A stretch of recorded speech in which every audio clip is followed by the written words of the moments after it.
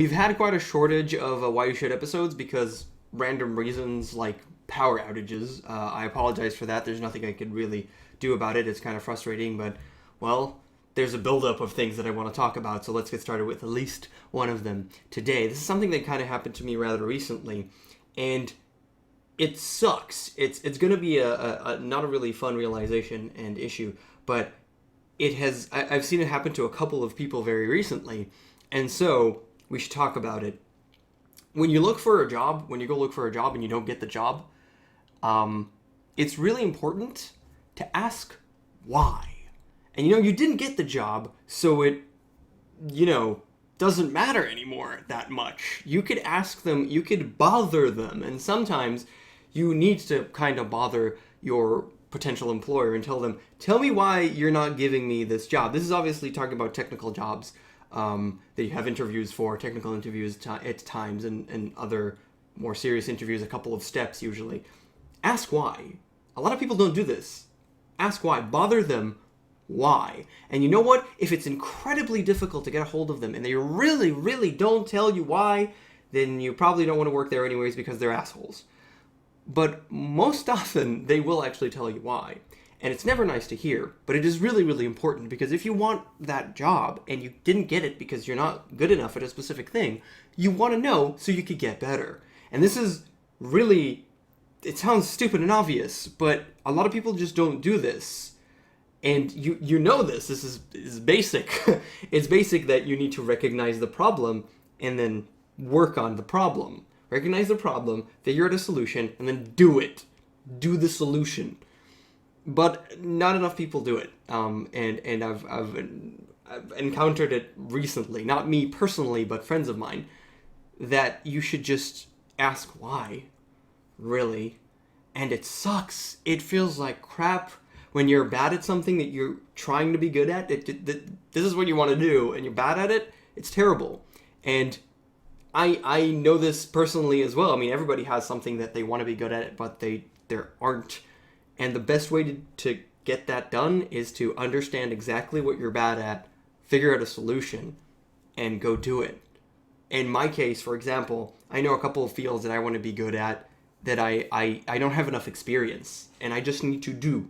Just do a million times over until you're actually good. This is kind of a thing in art, in any artful pursuit, whatever it is, whether it's drawing or writing or designing anything or making or video editing, absolutely anything that is artful, the first 1,000 things you're going to do are going to be absolutely terrible. But that's the thing. So keep on working, keep on doing it, so you get the 1,000 things out the door as quickly as possible, and then you can get to you being good at something. And that's a concept that's so difficult and disheartening and terrible and depressing to get through your head. But it is what it is. And if you actually are passionate about something, keep doing it. Just keep doing it. And you're going to suck, and it's going to suck, and it's going to suck. But eventually you'll get better. Because if anything, humans are really good at adapting.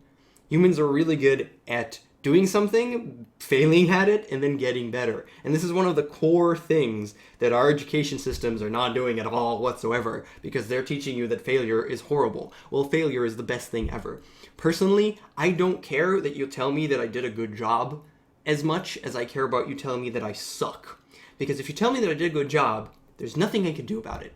But if you tell me that I'm bad at something, I could get better. And that's something that a lot of people don't realize as much.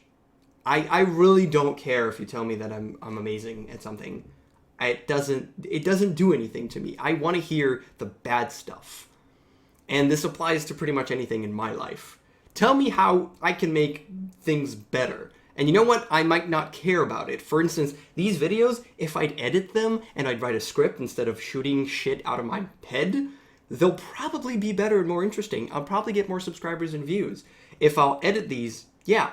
But editing these means that I need to work on editing these, which takes a lot of time and I don't entirely enjoy. It's not one of my passions to edit my videos. It takes a long amount of time.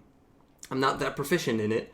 And it doesn't interest me. I don't mind. I'm happy with the results that these videos make right now, and that's good enough for me. But if the current state is not good enough for you, get better at it. And that's the case in most things.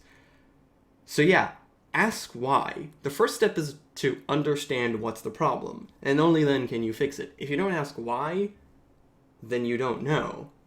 Then you can't do anything. And it might surprise you. It might be something completely different. It might be unrelated to you, though it's usually related to you if you're going through an interview for a job and they didn't hire you. It makes sense that it's you. That sounds crappy, but that's just how it is sometimes. Yeah. Alright, that's what I should for today. Hopefully we can keep doing this weekly and not bi-weekly or tri-weekly because of power issues. Thanks all for watching. I'll see you guys next time. Bye. And good luck on your job interview because I decided you had one.